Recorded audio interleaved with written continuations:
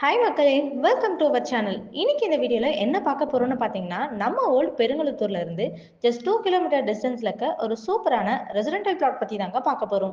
இதுதாங்க நம்ம பிளாட். பிளாட்க்கு பக்கத்திலேயே பார்த்தீங்கன்னா full and full residential area தான். அதனால உடனே வாங்கி கன்ஸ்ட்ரக்ஷனுமே ஸ்டார்ட் பண்ணிக்கலாம். நீங்க இன்வெஸ்ட்மெண்ட் பர்பஸ்க்காக வாங்கினாலும் 2 to 3 இயர்ஸ்ல நல்ல ரிட்டர்ன்ஸ் எடுக்கலாம்.